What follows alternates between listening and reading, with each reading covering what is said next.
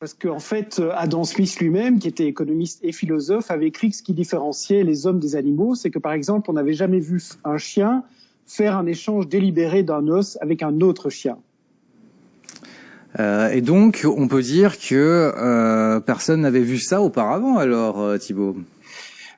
On n'a toujours pas vu de chien échanger, faire des échanges économiques, mais on a vu d'autres animaux faire du commerce. Et donc, Adam Smith avait tort, alors, Thibaut? Il avait en tout cas tort pour les chiens, mais il a peut-être raison pour d'autres animaux. C'est ce qu'on va voir aujourd'hui. Il y a un documentaire célèbre sur un gorille qui a appris le langage des signes. Je parie que vous allez nous en parler, des singes notamment. Hein. Exactement, mais curieusement, ce ne sont pas les singes généralement considérés comme les plus proches de l'homme, comme les bonobos ou les chimpanzés d'Afrique, qu'un économiste de l'Université de Californie a étudié, mais des petits singes capucins d'Amérique du Sud qui sont génétiquement plus éloignés des humains. Qu'a-t-il découvert?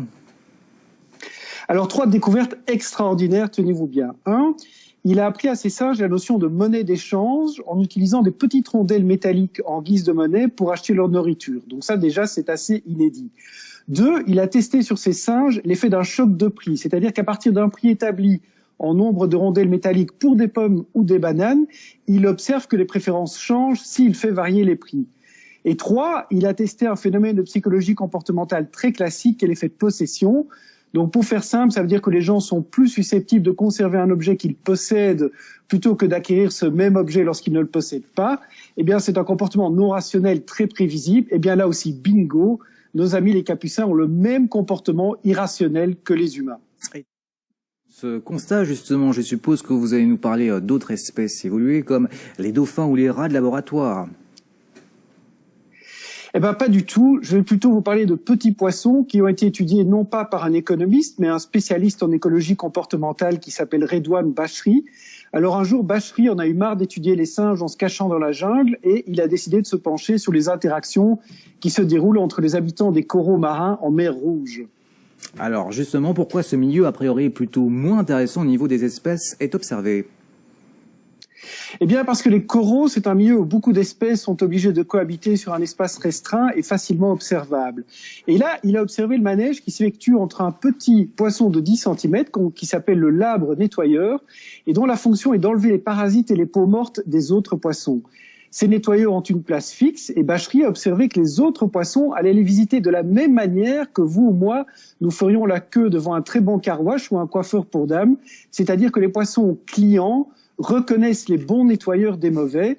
Alors évidemment, ils reconnaissent pas leur tête, mais on pense qu'ils retiennent l'endroit où ils se trouvent. Et donc, Thibaut, ils se comportent comme des clients et des fournisseurs, alors?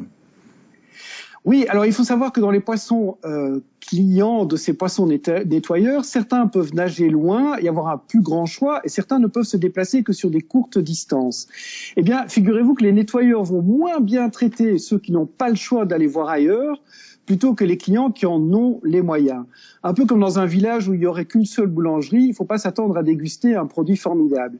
Et donc, ce que Bachri observe, ce sont des vrais effets de marché où le comportement des clients et des fournisseurs change selon qu'on est en situation de monopole ou de concurrence. Mais où l'échange économique a lieu dans cette histoire ? Eh bien, le poisson nettoyeur, il ne se rétribue pas vraiment en enlevant les parasites. Ce qu'il aime bien, c'est manger le mucus sain qui se trouve sur la peau de son client. Donc c'est désagréable pour le client, mais c'est le prix à payer pour un bon service, c'est comme pour nous. Donc le bon nettoyeur, c'est celui qui enlève les parasites et ne demande pas trop cher en peau saine. Et ce que Bachri a observé, c'est que s'il diminuait artificiellement le nombre de nettoyeurs à un endroit donné, eh bien les prix augmentent pour les clients, exactement comme sur le marché immobilier, lorsqu'il n'y a pas assez de logements. Alors, vous avez associé dans votre chronique les animaux et le monde économique. La conclusion, Thibaut? Eh bien, la conclusion, c'est qu'on savait qu'il y a une part d'animalité en nous dans nos comportements économiques. Il n'y a qu'à voir une bousculade un jour de Black Friday. Mais donc, il y a aussi un comportement économique dans le chef des animaux. Mais dans un cas comme dans l'autre, ce n'est pas parce qu'elle est irrationnelle qu'elle n'est pas prévisible. Et le fait qu'on observe le même degré d'irrationalité chez nous et chez les animaux, moi, je trouve ça tout simplement extraordinaire. Merci beaucoup Thibaut de Barcy pour votre chronique dédiée donc aux animaux et au monde économique. Merci à vous. Le salon